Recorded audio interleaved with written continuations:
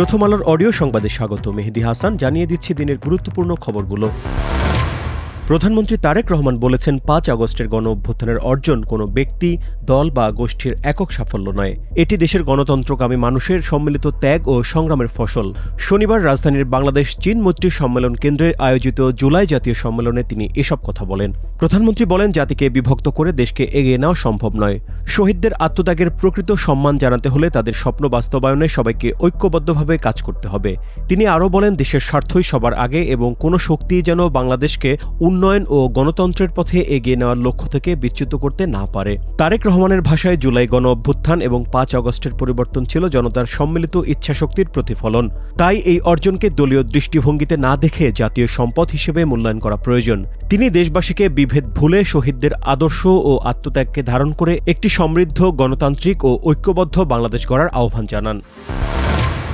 ঢাকায় নিযুক্ত মার্কিন রাষ্ট্রদূত ব্রেন্ট ক্রিস্টেনসেন বলেছেন, বাংলাদেশ ও যুক্তরাষ্ট্রের মধ্যে মানুষে মানুষের সম্পর্ক আরও গভীর ও শক্তিশালী করতে চায় যুক্তরাষ্ট্র।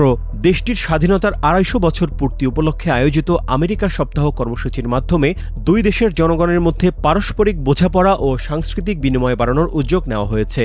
৪ জুলাই রাজধানীর গুলশানে বিচারপতি শাহাবুদ্দিন আহমদ পার্কে American fair in the park অনুষ্ঠানে তিনি বলেন, যুক্তরাষ্ট্রের ২৫০ বছরের ইতিহাসে শুধু আমেরিকার নয়, এটি বিশ্বের অনেক স্বাধীনতাকামী মানুষের জন্য অনুপ্রেরণার উৎস। বাংলাদেশের স্বাধীনতার সংগ্রামও সেই অনুপ্রেরণার ধারার অংশ বলে উল্লেখ করেন তিনি। অনুষ্ঠানে বিভিন্ন প্রদর্শনী ও তথ্যভিত্তিক স্টলের মাধ্যমে যুক্তরাষ্ট্রের ২৫০ বছরের ইতিহাস, স্বাধীনতার পথ চলা এবং গণতান্ত্রিক বিকাশ তুলে ধরা হয়। আয়োজনটির সহযোগী ছিল গুলশান সোসাইটি। ইরানের সর্বোচ্চ নেতা আয়াতুল্লাহ আলী খামেনির রাষ্ট্রীয় শোক ও দাফন অনুষ্ঠানের আনুষ্ঠানিকতা শুরু হয়েছে। রাষ্ট্রীয় আয়োজনে তার কফিন তেহরানের গ্র্যান্ড মোসাল্লায় নেওয়া হলে শেষ শ্রদ্ধা জানাতে লাখো মানুষ সেখানে সমবেত হন। জাতীয় পতাকায় মোড়ানো কফিনের ওপর রাখা ছিল তার ব্যবহৃত কালো পাগড়ি। একই হামলায় নিহত পরিবারের সদস্যদের মরদেহ অনুষ্ঠানে রাখা হয়। শোকানুষ্ঠান উপলক্ষে শুক্রবার সন্ধ্যা থেকে হাজারো মানুষ গ্র্যান্ড মোসাল্লার বাইরে অবস্থান নেন। ফটক খুলে দেওয়া হলে মুহূর্তেই পুরো প্রাঙ্গণ জনসমুদ্রে পরিণত হয়। শোক মিছিলে অংশ নেওয়া অনেকের হাতে ছিল প্রতিশোধের প্রতীক হিসেবে পরিচিত লাল ব্যানার। এ সময় তারা বিভিন্ন স্লোগান দেন। ৬ দিনব্যাপী এ রাষ্ট্রীয় শোকানুষ্ঠানের অংশ হিসেবে আগামী সোমবার পর্যন্ত খামেনির কফিন তেহরানে রাখা হবে। পরে মরদেহ কোম ও ইরাকের বিভিন্ন শহর ঘুরে উত্তর পূর্বাঞ্চলের মাশহাদে নেওয়া হবে। সেখানে আগামী শুক্রবার তার দাফন সম্পন্ন হওয়ার কথা রয়েছে। ২০২৬ ফুটবল বিশ্বকাপের রাউন্ড অফ ৩২-এর লড়াই শেষ হয়েছে। এর মধ্য দিয়ে নিশ্চিত হয়েছে শেষ ১৬র ৮টি ম্যাচের সূচি। Argentina, Brazil, France, England, Spain ও পর্তুগালের মতো শিরোপা প্রত্যাশী দলগুলো পরের পর্বে উঠেছে। তবে রাউন্ড অফ ৩২-এ কয়েকটি বড় অঘটনও ঘটেছে। টাই ব্রেকারে জার্মানিকে হারিয়ে প্রথমবারের মতো শেষ ১৬তে জায়গা করে ইতিহাস গড়েছে প্যারাগুয়ে। অন্যদিকে মরক্কোর কাছে হেরে বিদায় নিয়েছে নেদারল্যান্ডস।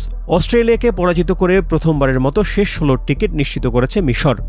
শেষ ১৬র লড়াই শুরু হবে শনিবার বাংলাদেশ সময় রাত ১১টায় কানাডা ও মরক্কোর ম্যাচ দিয়ে। এরপর ৫ জুলাই প্যারাগুয়ের মুখোমুখি হবে ফ্রান্স। ৬ জুলাই মাঠে নামবে ব্রাজিল, নরওয়ে এবং মেক্সিকো, ইংল্যান্ড। ৭ জুলাই পর্তুগাল খেলবে স্পেনের বিপক্ষে। যুক্তরাষ্ট্রের প্রতিপক্ষ বেলজিয়াম এবং আর্জেন্টিনা মুখোমুখি হবে মিশরের। শেষ ১৬র শেষ ম্যাচে ৮ জুলাই মুখোমুখি হবে সুইজারল্যান্ড ও কলম্বিয়া। এই ছিল এখনকার মতো প্রথম আলোর অডিও সংবাদ। শুনুন আমাদের ফেসবুক পেজ, ইউটিউব চ্যানেল ও ওয়েবসাইট প্রথমআলো.com-এ।